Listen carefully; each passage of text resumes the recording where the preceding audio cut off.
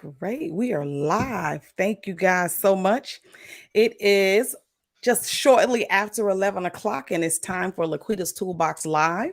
I'd like to take the time to thank each and every one of you that will be joining us across various social media platforms, our Facebook community, YouTube community, Twitter, as well as LinkedIn. Thank you guys so much. Please take the time now to go ahead and hit those like and share buttons. If this is your first time joining us on YouTube, please hit that subscribe button as well. This is going to be a great conversation, so please feel free to add your value to this conversation by dropping some comments, ask questions. We're definitely very open. And I'd also like to take the time to thank our sponsors of today's episode of Laquita's Toolbox Live, and our sponsors are Covenant Press. Covenant Press is a faith-based Christian apparel and accessories shop. You can visit them online by going to www.covenant-press.com. And while you're there and you're shopping, if you purchase $40 or more of merchandise, if you put in the code FAVORED, that's FAVORED, in the discount code at the checkout, you will receive 50% off of your purchase of $40 or more. And I just like to really thank them for that amazing offer. So let's get to it. Let's get to this great conversation today. I have Raj with me. Great guy, amazing guy. He's doing some phenomenal things. And I'm just super excited that he decided to join me on Laquita's Toolbox today. Just to add some value to our audience, and so get you something to write with and something to write on. And Raj is going to bless us with some great tools on today. So, Raj, how are you doing today, sir? I am doing good. Super excited to be here. Awesome, awesome, awesome. Listen, thank you again so much for joining us.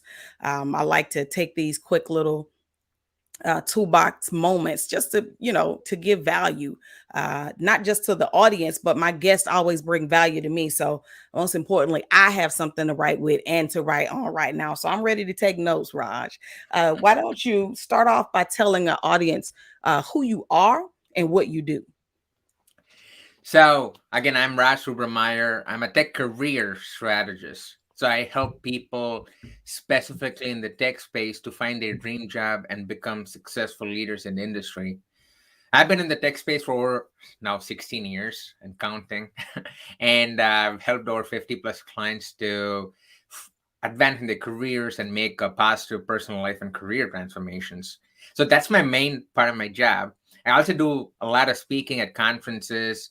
In fact, we both were talking about. I just finished my second TEDx talk, which was exciting, Yes, and yes. it'll be out soon. And finally, I do a lot of writing for large publications and tech magazines. So I'm based out of Chicago, and it's nice and sunny here. So things are going great as of now. Awesome, awesome, awesome. You know that the TEDx talk, I can't wait to hear that second talk. I mean, that's an amazing platform. And it is had to have has taken you quite a bit of work and dedication to your craft. Not only to have the one, but now to be featured in the second. And if I'm not mistaken, that's one of the other things that you do is to help others. If TEDx is a goal, help them to reach that goal. Yeah, so a lot of people work with me. They have this ambitions to become speakers, not only for the publicity standpoint, but Mhm. also to get their voice to the community and let people know their experiences. So I use my experiences getting to this big stage on how I did it, what you could do to become a better speaker. I didn't start off this way. I was a shy, introverted kid coming from the southern part of India, and growing up, just talking to a girl would feel as if I'm going to get a nervous breakdown. I was that type of guy. And this also segues nicely into setting some context for your audience Yeah. where I grew up and how I came to be here today, right? So I grew up in a family where my dad was super smart, and he studied in scholarships since he was born. Then on the other end, you had my elder brother, who's a genius. He has three masters and a PhD. And Wow. then there I was, the average kid who didn't do well in anything. You name it, academic, sports, dating. I was average in everything. And a lot of audience who are Asians, they may relate to this because academics is strongly pushed where I come from. Mm-hmm.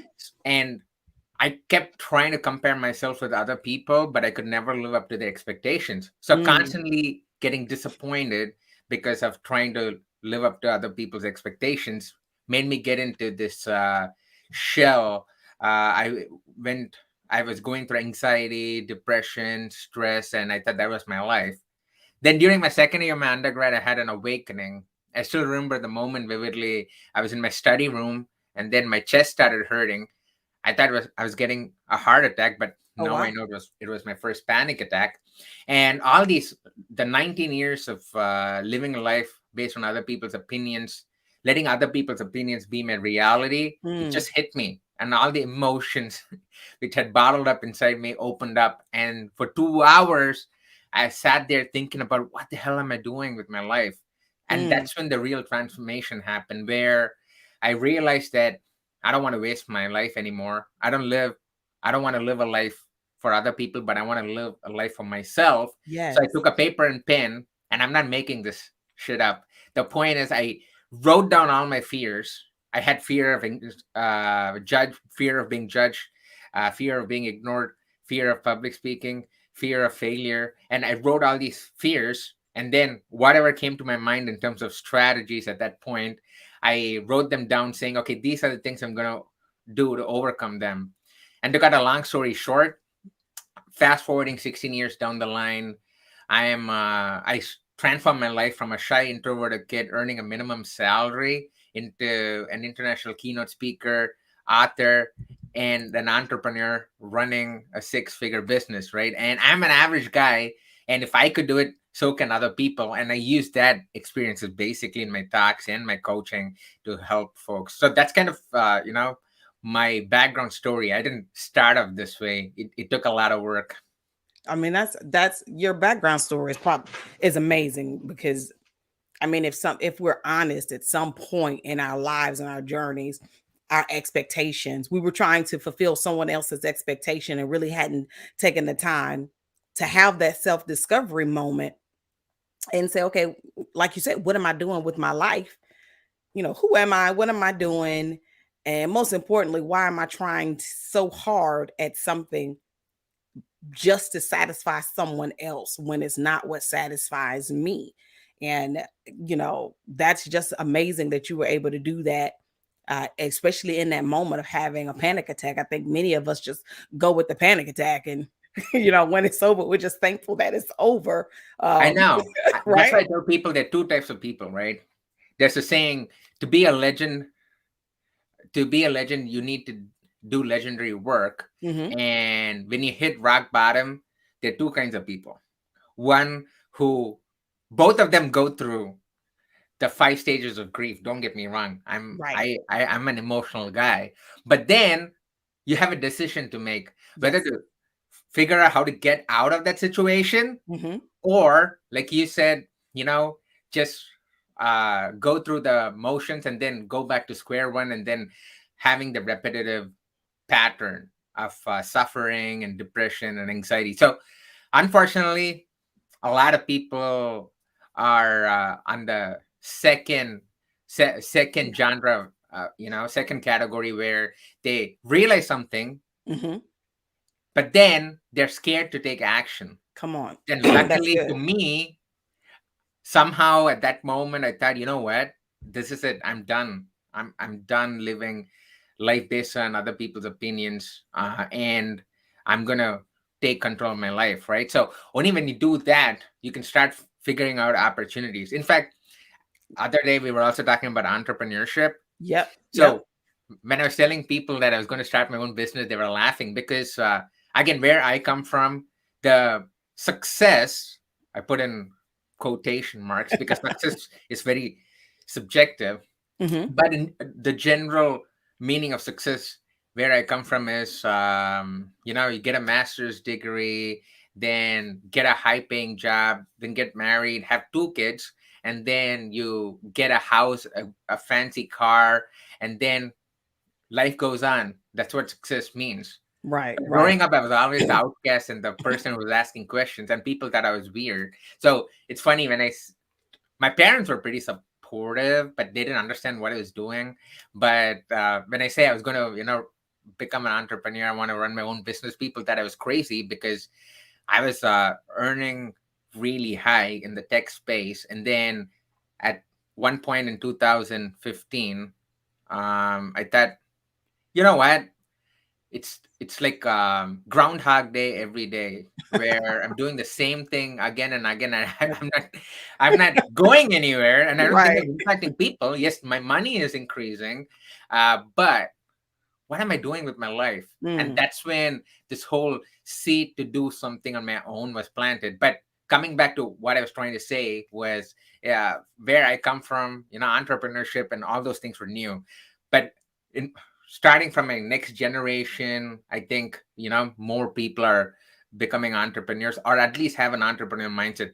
This is the thing. I think everyone has an entrepreneurial mindset. It's about whether you're willing to do the work to that's figure it. out what your passions are, What right? you're That's why passionate. I talk about the zone of genius, because Yes. life is like a GPS system. This is what I tell people. Because say you're using Google Maps, if you don't put the destination address, you can't expect to reach a particular destination. Then you cannot complain that Google Maps is not working properly. And our lives are the same way. If you Yes. don't know, at least to a certain extent, where you're headed, Mm-hmm. all the time, effort, money, anything you spend is actually a waste of time. It's This it's is a true. waste. That's This is why true. you really need to figure out, okay, what are my strengths? What do you think I could offer in terms of value to people? Everyone on this earth was born for a reason, and I think everyone Yes. has value to give. It's our responsibility just to figure out what that is, and it's not What going to that is. magically come out in 1 second. For me, it took a lot of experimentation, which of course we could always talk about, but just something to keep in mind. Right. So that's really good. I mean, out of that pain points that you had, you, instead of staying complacent and doing what a vast majority of people do and just remain complacent and frustrated, um, you allowed those pain points to motivate you to find that zone of genius. It's like, let me go out and look for the thing that I want most. Right. And I know sometimes, I was having this conversation on IG last night with a good friend of mine. A lot of times, when you're asked the question, okay, what do as an entrepreneur, how did you figure out what it was that you want to do, or how can I figure out what it is I want to do? We oftentimes lead people back to the thing that they're most passionate about.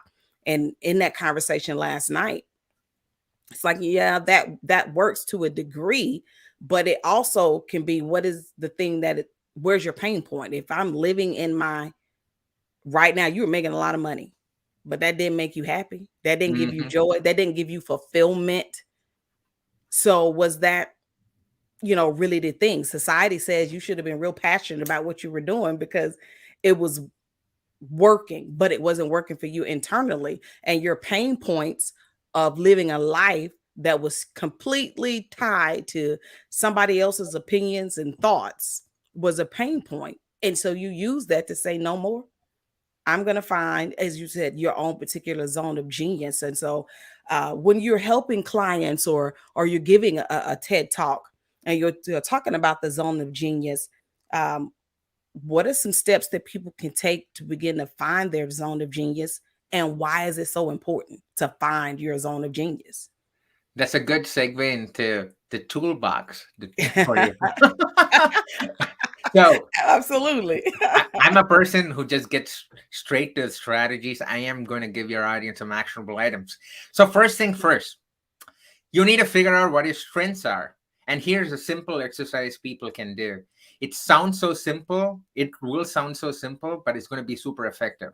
So Okay. just take a paper and pen and then put a vertical line through the middle of the paper. On the left side of the paper, write down all the things you would love to do, you like to do, which you're interested to do. That's on the left column. On the right side of the paper, write down all the things you hate to do or you don't want to do anymore. And do this in an uninterrupted manner, at least for 30 minutes to an hour. No Facebooking, no, yep, exactly, like that. No Facebooking, no text messaging, you know, lock yourself in a room and let your mind flow. Because this is the thing, folks. All the things you want to do in life is actually, it's in your head. You Mm-hmm. just have to make it visual and put it on paper. We are all visual human beings, and we really need to see what your strengths are, because a lot of folks, including me, a lot of times we just keep thinking, but there's no doing because we haven't written anything and we don't know what to do, what's our next steps. So when you do this, you're going to find a lot of patterns. For example, say you love to collaborate with people, you love creativity, you hate being micromanaged, you hate processes. And I'm a tech guy, so say for example you love, coding or software programming, then maybe getting a developer job at a startup company is Mm-hmm. something which is going to be the best thing for you, instead of trying to figure out working for large huge companies, because they have a lot of processes, there's a lot of micromanagement, there's a lot of red tape, right? There's just a random simple example, but talking from an entrepreneurial standpoint, we always keep thinking about, okay, what value can I give? And Mm-hmm. this exercise is going to really help to hone in on those skills. Okay, what are your strengths? Oh, I can speak. Oh, I can make complex things look pretty simple. I can motivate people, huh? Okay. And then I'm very structured, and I can help other people get structured in life. So you're gonna notice those things, and then identify 4 or 5 things from your strengths which you think will offer value to people. And say you have 5 things, pick the top three, and then start experimenting with those top three for say a month or two, and then constantly keep analyzing your progress, see what results you're getting, pivot a little bit, and then after a couple of months, you may figure out, okay, 1 and 2 seems to be working, but the third thing doesn't work. So let me take the other item from the list and keep doing this, right? This constant experimentation is what going to help you narrow in on what I call the zone of genius. When I say zone of genius, it's not like one thing which is immediately going to change your life. It's about going to the next path, going to the next path, going to the next path, which is going to give you joy and meaning in life. Because throughout your life, we are always going to be striving to figure out what our zone of genius is. That's reality. But at least when you have some when you have narrowed down scope, it becomes much more easier. So, for example, when I started my company, Mm-hmm. was doing technical workshops. So I used to go into companies and teach people how to code and do stuff. I did that for a year, right? And then I said, dude, this is not working. Yes, I am getting money, but I still think there's something missing. And then I remember when I was leading teams in tech companies, people kept saying, dude, you have a knack of helping people. You changed my life. You helped me get that promotion. Just working under you is just amazing because you just get me. So all those things were going on in my mind constantly. So I pivoted saying, okay, what if I actually start helping people to figure out their careers, right? And that's how I pivoted. And 3.5 years down the line, yeah, I've helped 50 plus clients. So coming back to the toolbox, to the steps, first is the mind dump exercise. That's what I call it. Then The the mind second up. thing I said was figure out the 4 or 5 things which you think can add value. The third thing I said was then pick the top three and then time box it for a couple of months and then see what is working, what's not working. And that's the key. These 3 steps are the key to do anything in life, right? As Albert Einstein said, insanity is trying to do the same thing over and over Over again and and over expecting again. different results. That's why it's so important to analyze what you're doing. If you don't analyze it, if you don't have a strategy, if you don't have a structure, then nothing is going to happen. Then nothing is going to happen. That's powerful. That's powerful. So, like you said, people are visual. I'm visual. So Yep. I needed to write that down. So, I mean, the very first thing you said when after we wrote the columns down was to find the pattern. Yep. That was like, all right, that's a money maker for me, because it's important to know yourself. And this exercise definitely helps you to figure out your own strengths and your own weaknesses. And there will be a pattern on both sides of this paper, on the things that I hate as well as the things that I love. And then taking the time to identify your top five and then focus on the top three out of that five and go through that. I like what you call it, that experimentation process. And this is how you begin to narrow down your zone of genius. And you call the exercise the mind dump. I like that too, because getting ourselves in that quiet space in today's culture is really difficult. Like when Facebook and Instagram went down and WhatsApp went down, I know a lot of people were mad. They were calculating their dollars, but that was a blessing. And for me, like all of the notifications just stopped coming. The little bitty distractions for that day, um, they were minimized quite a bit.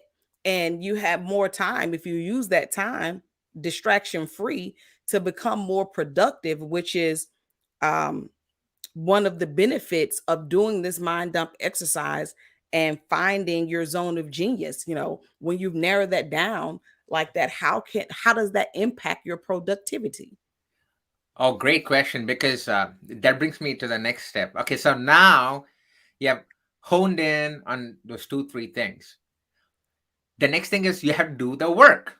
Yeah. But unfortunately, we think life is super busy, and we're not able to prioritize things. We have family in one end, we have business in one end, we have personal things in another end. Then we have to take care of our own mental and physical health. There's so many things. Mm-hmm. That's when the next thing comes in the picture, where you have to start time blocking. So what do I mean by Mm. that? So as an entrepreneur, for the past 3 years, I've achieved about 90% of my yearly goals every year, and Wow. people think that's crazy. So just to give you some 90% is a big context, number. just in yeah, just in 2020 alone, right? For 7 months, I took care of my then 3-month-old son full time from 9 to 4:30 p.m. And then I used to work in the morning, and then in the evening and nights. And in 2020, I published my book. I spoke at 25 conferences. Then I did 8 keynotes. And then I did 2 group coaching programs. I helped 21 clients. And then I was trying to take care of my kid, then helping my business run, and then trying to work with my wife to figure out things. In See, midst wait a of all minute. this, I was able to do all these things. So how did I do it? Right? Yes. That's where the time blocking comes. So what I do is Okay.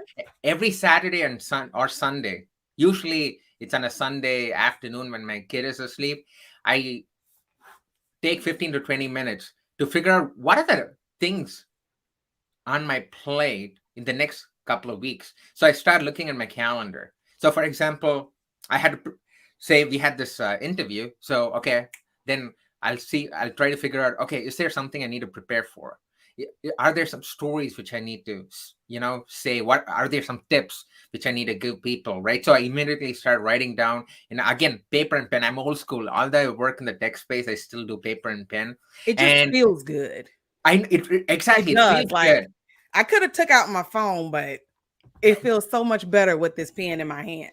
And writing helps to uh, get that point across your head. It's scientifically proven. But anyway, the point is, so I start blocking my time accordingly based on different things I have to do. I know that I have like 3 articles, which, for example, I have to write. So I would already start blocking my calendar. Okay, Monday from 10 a.m. to 12 p.m. I'm going to write this article. I put the title in the meeting agenda so that when I sit, I immediately know I have to start writing that article. My mind doesn't have to waver, because the biggest problems for majority of the people is once they get free time, they don't know what to do. They have Mm. millions of things to do, but then they spend 30 minutes just figuring out what to do. It's like a Netflix movie where you figure out to have a date night with your significant other, and then you open up Netflix, and then it gives recommended TV shows or movies. Then you spend 45 minutes surfing through the channels, and then finally, by the time you figure out the show or the movie you want to watch, 1 hour has passed and your mind is already, numb. It's the Yeah. exact same concept. So when you already know what movie to watch on Netflix, you immediately just play it and then enjoy the show. So now coming back to real life is the exact same thing. So I start blocking my calendar throughout. the week, and no one can block on top of it. So when people Mm. want to book me for podcasts or TV interviews, they already see my calendar is blocked, because you need to start focusing on things which are important for Yes. you, because you Yes. cannot let other people dictate your time. Your time is your Yes. baby. Your time Yes. is the most valuable asset. And so that's my weekly routine. And on a daily basis, when I wake up in the morning, I start writing down different things I want to do that particular day. And then I put a number between 1 to 10. Okay. Hmm. And my whole motto in life is finish the top three things every day. That's it. And what you cannot finish gets carried over to the next day. And that's pretty much it, folks. Numbering your to-do list from 1 to 10, trying to finish three things every day, putting time blocks for it, and then planning your upcoming weeks over the weekend. That's how you're going to stay productive, and set strict boundaries. For example, no one can ever reach me between 4 p.m. till 8 p.m. It's non negotiable, because that's a time with my kid. Because we play together, we have dinner together, then I have to feed and bathe them, like people who have kids would already go through. So the point is, that's non-negotiable. Right. And that's why you need to have strict boundaries. And people think, oh yeah, an entrepreneur's life is so crazy. Yeah, there are a lot of unknowns. That's actually Hmm. not true. Even when you have a full-time job, in this day and age with Slack and other messaging apps, people Hmm. expect you to be online 24/7. So even they are struggling with boundaries. And that's why I say life of an entrepreneur and a life of a person working at a company is very similar. Because if you see this in life, there's no opportunity, there's only stability. Because Come if on. COVID has started one thing, Hmm. people who are working at Microsoft, Salesforce, that their life is all good and stable. No, they fire thousands of employees, each and every company, Salesforce, Microsoft, LinkedIn. So if you think your job is secure, you're just kidding yourself. There are risks all Absolutely. over the place. You have to just decide which one you want to do Which based one on, you want again, to do? discovering what your zone of genius is. Yeah. But coming back to what I was saying, in terms of productivity, so those are the three things you have to do: weekly planning, daily planning, time blocking, and then fourth thing is just deep work. That means you have to work only on that one particular thing, and that's it. For example, right now we're talking, my Hmm. phone is on do not disturb, right? I'm not texting you and talking, right? Right. So the point is, you need to have set strategies to actually make sure you focus on that one particular thing. But yeah, that's what you probably want to do. Not only if you're an entrepreneur, but even if you're not working for another person or working at a company, this is something you can actually do. These are great tools for life. Period. When I first started in my entrepreneurial journey, I was very guilty of having no structure, to the point where and then my office is at home, and so my husband would have went out to work. At that time, my youngest son um, he was in the 10th grade, and so he would have been doing everything, and everybody would come home and dinner would be had, and they would come and knock on the door. Are you coming out of here today? Because there was no structure. I didn't prioritize them the way that I should. And now, when you were talking about the time blocking, it just brought some of my newly acquired habits, daily habits, as terms of structure, bringing it to mind. Like on my with my calendar, I've created specific days and specific times to do specific things. And so, Exactly. if you want to like whether it's a podcast or a live or whatever I'm doing, I do certain things at certain times on certain days, and I am open to the collaboration from everyone, but we have to be able to fit it. And because they can self-schedule, you pick the time that works for you. I know this is a time that I've set aside, and so that leaves my non-negotiables free. And for me, my non-negotiable is in the mornings, that I get to spend my quality time with myself and my grandkids. Mm-hmm. And then in the evening, that's another non negotiable time to spend that quality time with myself and with my husband. So, Right. yeah, it has absolutely increased my productivity, especially when it comes to, for me, video content is a must. And it has Yep. really increased my productivity in that area because I'm not looking for the time to make the videos and to interview Right. the people and have the conversations. It's already structured, it's already blocked off. And so I can think forward more than struggling with, like what you said. Let me figure out how I'm gonna fit this in today. So that's And all. one thing to keep in mind is, and I think probably you would have gone through the same experience. Initially, when you're starting your business, you think that the time not spent on the business, that means it's a last opportunity, and then you're fully focused on the Hmm. business. But then your mental and physical health starts taking a hit, Yep. and then you feel that, oh man, if I work out for these 2 hours, that means it's 2 hours I'm not spending on the business. But Hmm. as you said, when you actually work out and spend time for yourself, it could be workout or whatever you do on your own time for self-care, it makes you even more productive. Yes. And I'm an analytical guy, so I use an app called Toggl, and I Okay. started tracking everything I did for a month, because I was under this notion that if I work out and do other stuff, that means I'm losing time on my business. Hmm. And then I could see that if I work out and then write a blog post, I can finish it in an hour. If I don't work out, it took me 2.5 hours. Oh wow. So you don't.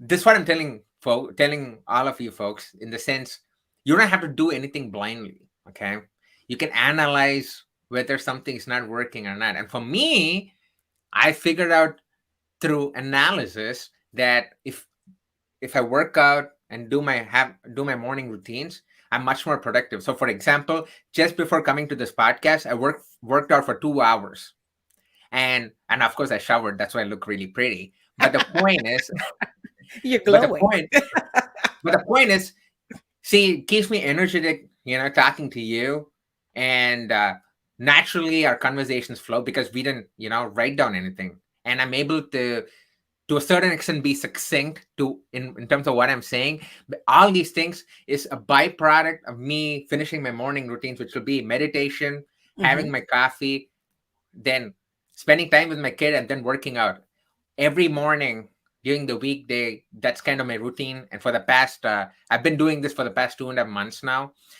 because I was in a kind of in a rut where I love beer, so I was just drinking beer and eating, and then I was gaining weight, and then I was not It wasn't working. productive.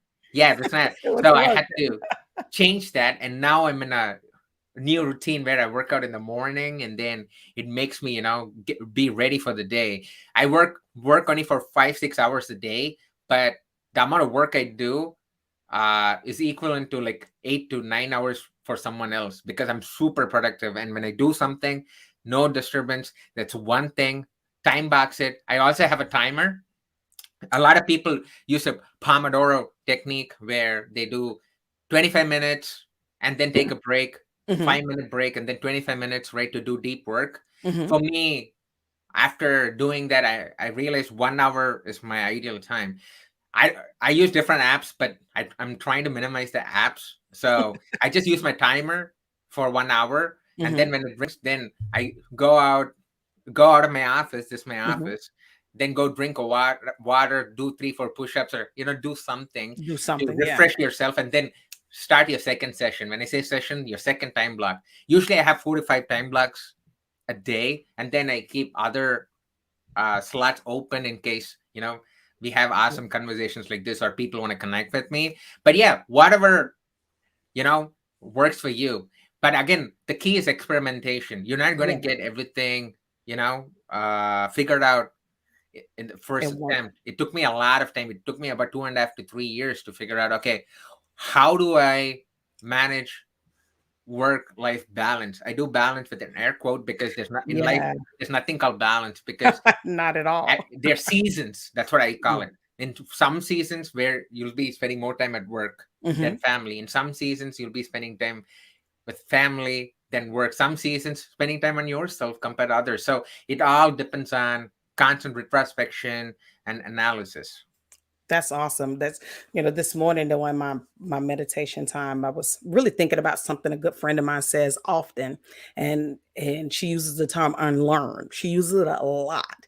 And this morning during my meditation, it was, when we're willing to unlearn things that previously served us in a particular time in our life, it and it's no longer serving us, if we are willing to unlearn that and open ourselves up to learning something new, a new skill, a new tool, a new way of doing things. These are the tools. That unlearning is like a tool or a skill that's necessary to keep being able to move forward. And that's really like what you were just saying. Like, it's something that served you, or a way you did things or whatever served you at a different season, and it's not serving you now, because in that season I needed to really focus on me, but now I need to really focus on my family, or now I need to really focus on my business. Being able to make those shifts and those changes are necessary to keep moving forward, in everything that you do. And when we are focusing in the right area, I found that the things that are personal to us don't suffer as much. They don't suffer, because you did a lot of amazing things in 2020 after having done 8 hours of childcare. Right. And I was a stay-at-home mom for a lot of years, and you just made me jealous. I was never that productive after my husband came home and gave me my time. I just had to figure it out. Of Yeah. course, again, as I was saying, it didn't happen within the first month. The first month was very stressful to try to figure out what actually works. But Hmm. then I started seeing patterns. Oh, okay. Seems like this is the time I have to do admin test because I don't have energy. Okay, this is the time I have to do creative test because I have more energy. So Energy. you just, start figuring out. And especially, for example, writing my book, for 1.5 months, from 8:30 p.m. till 10 p.m. every day I wrote 1,500 to 2,000 words every day, because my son sleeps around Mm. 7:45, and then you have to eat and then clean the kitchen, and you know the usual You things. have life. But then, because my wife and I have a 50-50 relationship, which means that we equals. So it's not Mhm. just one chore she has to do and another chore is me. So we just have to figure out every day what's Figure out happening. what. I Yeah. cook sometimes while she cleans the kitchen. I clean the kitchen while she puts the kid to sleep, and vice versa. You just have to Yeah. figure it out. But the point is, yeah, again, whatever examples I'm saying right now, again, goes back to the basics of what we talked about: time Hmm. blocking, analysis, then pivoting. Time blocking, analysis, pivoting. That's pretty much what you need to do. That's awesome. That's awesome. Wow. I mean, I've got about 3 or 4 pages of notes just in this short 37-minute conversation. So this has definitely been a blessing to me. I know those that are watching us live and watch the replay, it'll be amazing for them as well. But listen, guys, don't worry, because not only is Raj doing this live with me today, but he's also a guest on Laquita's Toolbox. So be looking out for in my notifications across the various social media platforms when his episode will drop, because he's going to be sharing some more amazing tools, some more value as we dig deeper into productivity, entrepreneurship, finding that zone of genius. And how those things can help us grow, not just as entrepreneurs, but in our everyday personal growth and development. We need to have tools in our tool belt that can help us always continue to move forward in our life. So, Raj, thank you so much, sir. You've been wonderful. I really, really, really appreciate the time that you've taken with us today on LinkedIn. But before we close up, because I want to be mindful of your time, and I'm about almost 9 minutes over. So, I have all day. We can keep rolling. so we'll have to get you to come back again, man. I mean, because this is some great stuff. But is there one last thing that you'd like to share with the audience before we leave today? I think in this day and age, one thing which is going to be really important for people is building your personal brand. Mm, And whether you're an entrepreneur or, again, you work for another company, it's about being visible, showing yep. people that you can offer value, and then gaining credibility and trust, which leads to a lot of things. So we need to work on your personal brand, or our personal brand, and that's one key thing which is going to set you apart from the competition. And of course, in another episode or live interview, we could talk about how to build your personal brand, because that's a Yes, whole yes. different topic. But that is one key thing I would say people to remember. Awesome, awesome. We definitely will do that on another Talk the Key, because you brought out a really important point right there, and we're going to dig into that, because a lot of times W-2 employees do not realize the importance of building your personal brand. And that separates the people who apply for jobs versus the people who are headhunted for Right. jobs. Yeah, yeah, awesome. Thank you, Raj. Thank you so much, guys. Thank you for tuning in to Laquita's Toolbox Live. Until next time, have a blessed day.